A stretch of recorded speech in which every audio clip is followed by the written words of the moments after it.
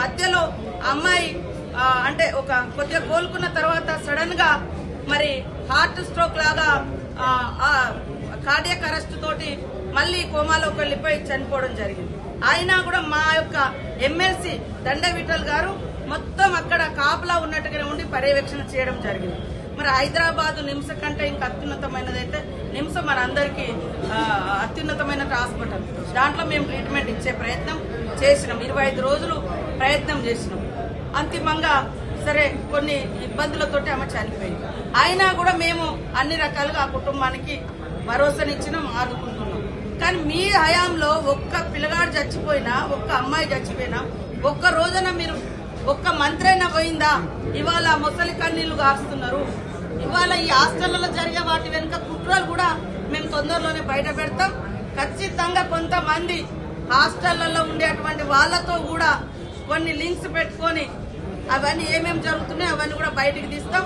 ఆ అధికారులు ఎవరైనా అట్లాంటి వాటి కుట్రలకు తెరలేపితే వాళ్ళ మీద క్రిమినల్ కేసులు పెడతాం. సర్వీస్ నుంచి కూడా రిమూవల్ చేస్తామని కూడా ఈ సందర్భంగా హెచ్చరిక చేస్తాం. అదే చెప్తామంటున్నా కదా, ఆధారాలతో చెప్తాం.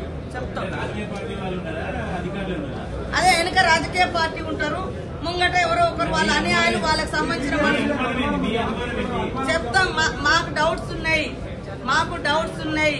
ఈ హాస్టల్స్ లలో జరిగే వాటి మీద మాకు డౌట్స్ ఉన్నాయి కాబట్టి మేము వాటితో వివరంగా చెప్తాం.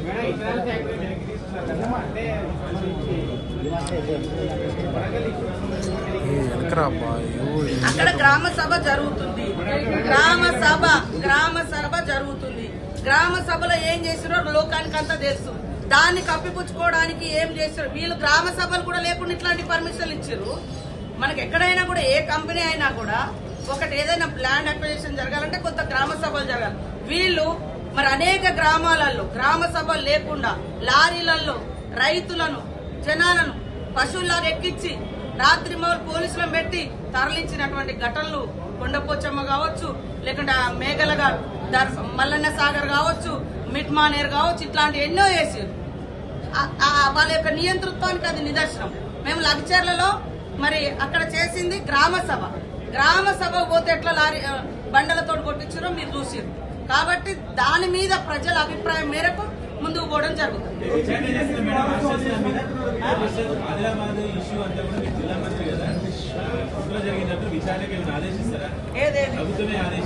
నిన్నదా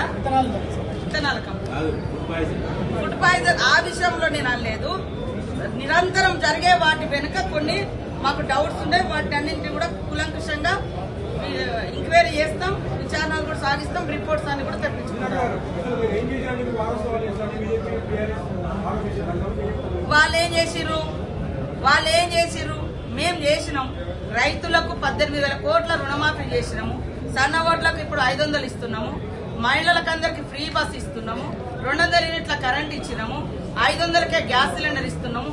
ఇందిరమ్మ ఇళ్లకు ఆల్రెడీ నిర్మాణానికి కమిటీలు వేసుకున్నాము. ఇట్లా మరి 53,000 1 ఇయర్ కాకముందే 53,000 మందికి నిరుద్యోగులకు ఉద్యోగాలు ఇచ్చినాము. మీరు 10 ఏళ్లల్లా పట్టుమని 1,00,000 మందికి కూడా ఉద్యోగాలు ఇవ్వలేదు. పేదోడు ఎక్కిపోయేటువంటి బస్సుల రేట్లు పెంచారు. పేదింటి బిడ్డకు డైరెక్ట్ గా కరెంట్ ఛార్జీలు పెంచారు. ఇవాళ మేము సంబరాలు చేస్తే తప్పు.